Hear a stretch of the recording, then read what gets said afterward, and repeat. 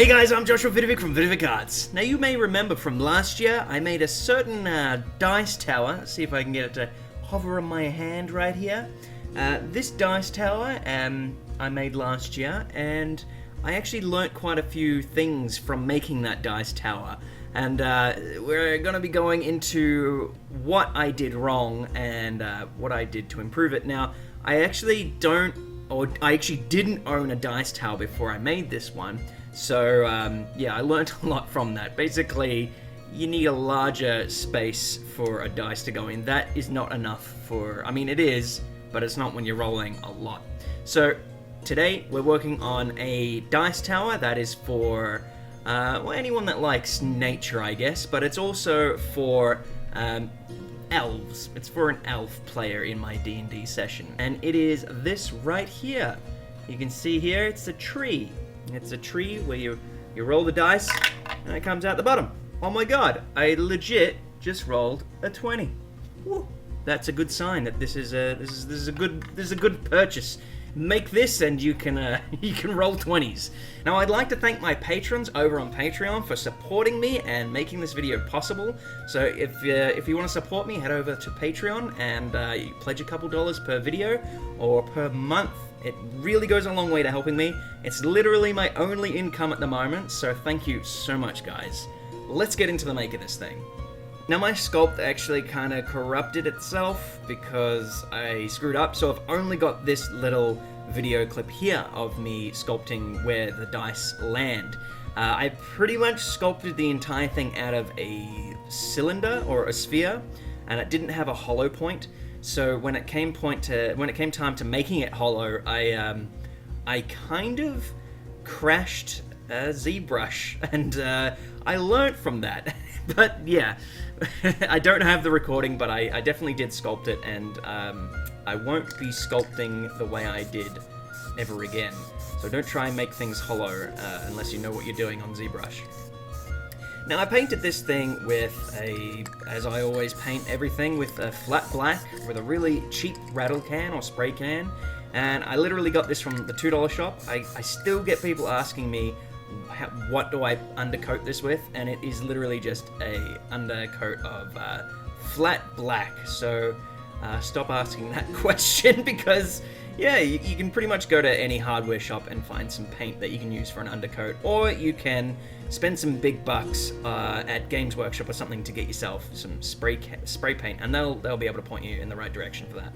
Now this was the last bit of brown paint that I had left, and I had to water it down quite a bit to make the entire structure. So everything's brown, and yeah, I ended up using like a cheap kids paint to finish it off, but I didn't show that off. This is mostly just the Warhammer, let me see if I can remember. This is mostly the Mournfang brown, but it is really watered down, and it was hard to see, and I had to do an extra coat of brown over the top at the end. Now, when it came time to painting on the inside of the actual model, I decided to leave it really black so it looks dark on the inside. So at any time, you look down and it's just black. I thought maybe I could paint the ledge that the dice roll off a brown, but I think it would give away a bit too much, and I like the idea of it being like a really deep log, because I kind of picture this entire model to be in 28mm, so if you had a model next to it, that's the size of this tree. So the dice tower could literally be somebody's house if you really wanted it to, and you definitely could print this up to not be a dice tower. You could just attach a roof on the top if you wanted to be a little creative.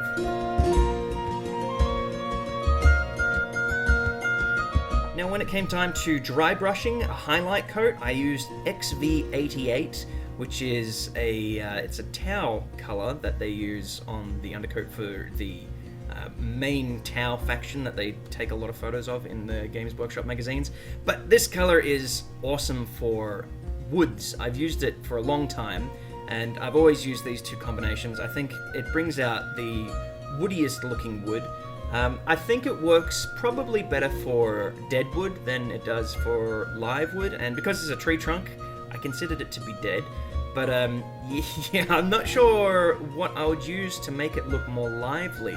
I'd like to make some trees in the future. I'd actually like to make some tree men and to go along with this tree, and I'll be using the resin printer for that. But I don't know how to paint living trees, so that'll be a bit of a challenge for me. Otherwise, these two colors work really well together, and I can't suggest anything else really. Like this is what I've always used since day one of painting any kind of wood. But yeah. Now you could come in with a wash if you wanted to fill in some of the gaps, like a Nuln Oil or an Agrax Earthshade to just give some more depth to those crinkles. I didn't do that. I think I might later on, but I was quite happy with the look. But, you know, if you want to make more detail, it's always good to go in, and you could even go in with a fine brush with an even higher highlight and just give those details to the, what are they called? Bark, the tree bark. Yeah, to give that tree bark just a little bit more oomph and a little bit more flair, just because I think it's always awesome to go in with a little bit more effort than less. But in this case, I went for less, just because I wanted to have a dice tower nice and quick. Now, this wasn't actually my idea initially. It was, well, this is for one of my D&D members, and he said that he wanted to make a tree, and I looked at the models that were online on Thingiverse, and I hated all of them. No offense to anyone who worked on any of them, but I just like my own models, and I pretty much print 100% my own models these days. And I said I would make one for him, and he said that he wanted to have the dice land in like a little grassy patch. So what I've done here is just painted that little catchment tray with some PVA glue, and I've sprinkled on some flock. Now this is a good and bad thing. With this specific model, it can be a good and bad thing. If you paint up the PVA glue going up the tower, you might find that when you roll the dice, they catch a little, it catches on the grass a little too well, and I've actually had dice get stuck up the tower, so I've removed all the flock that goes up into the tower itself, so it's just on that little catchment tray. But otherwise, I think it looks really cool. It's really simple. I didn't want to go overboard because I want the dice to actually be able to move through there. I probably, if this was me going wild and not using it as a dice tower, I would have used some static grass, because I really love that stuff. But this is a really good method of using flock for, like, you know, like moss and stuff that grows up on trees or on the ground, and you'd be able to throw this down onto any board that you really wanted to, as long as it's not, like, you know, in the desert or something, and it should match pretty well, and you won't have to worry about things seeming out of place. Besides that catchment tray, really, because it's got all that moss there. But you could, if you were using this as a model for anything else other than a dice tower, you could probably throw something in there to distract people from thinking that it's, you know, a tray for dice. Maybe you could put some stones and stuff in there, or, you know, put it on a base and work around it from there. But, you know, this is a dice tower. It is meant to be a dice tower, but like I said, I would actually really like to see someone convert this into something more than a dice tower, just because I think it has that potential. But, you know, a fairy garden or something like that would be perfect for this thing. But yeah, for now it's 100% a dice tower. Now, when I was applying this, it was, I think, 30 degrees or something in my room, or 40 degrees? Yeah, I think it was 40 degrees, and I had my fan going full blast. So I'm applying this flock, and the flock is literally flying out of my hand and going all over the place. You can see it on the keyboard there, and I just wasn't having a very good time making this. Fortunately, it's cooled down a little bit, and I've been able to make this video in particular, but this flock is really painful when it gets in your eyes, and it got in my eyes because of this damn fan that was blowing everything around. But you just got to make sure that you aren't doing this with a fan directed completely at where you're working, otherwise you're just not going to have a good time. Now, when I was applying this, I noticed that it looked really cool when it went in the grooves, but I didn't want it to be over the top and have too much grass everywhere. But looking back on it, I kind of wish I went in with a really fine brush and filled in more of those gaps and stuff, just to let the moss grow up a little bit more higher, because I think it just looks really cool. Now, I added another bit of flocking, which is mostly used for like shrubs, bushes, and treetops, and this did not work very well at all. At first, it seemed like it wasn't going to stick whatsoever, and I think I learned from this, PVA glue is great, it's fantastic, but it doesn't work for everything, especially for this plastic, or this specific model. I swear it's worked on all things. But I'm not sure what was going on. Things weren't sticking. It took me a couple coats, and yeah, even when it had dried, one of the pieces just fell off, and I had to hold it there for a while and really push it in. And I eventually came around to just spraying it with an even coat of watered down PVA, and that was after it had slightly dried. And even then it was very loose, so I added more PVA by the brush around the edges, and I put some flocking around those edges just to make sure that it was really stuck in.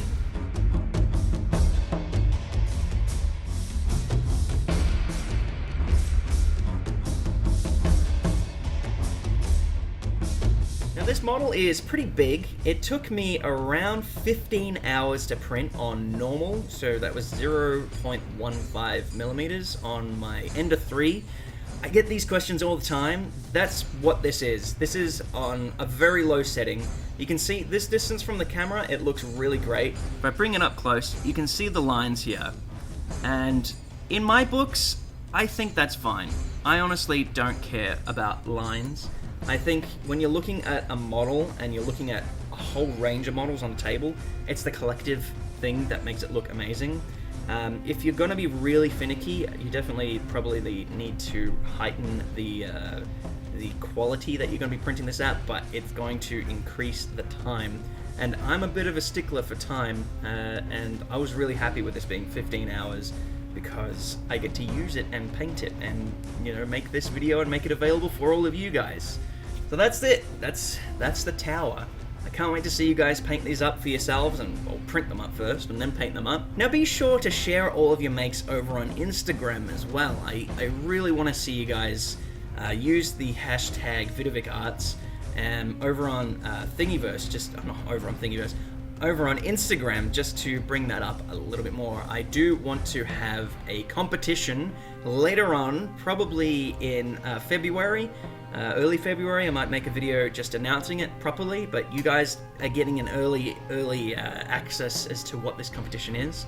So you probably can enter now, but this will be more official later on. We're going to have a competition where you draw characters and I will make them for you. So that'll be something special later on that we can look into. Next month, I have some plans to make some dwarves as well, so there's something to look forward to. And otherwise, thanks for coming by and watching and get printing. And as always, stay awesome, everybody. See ya.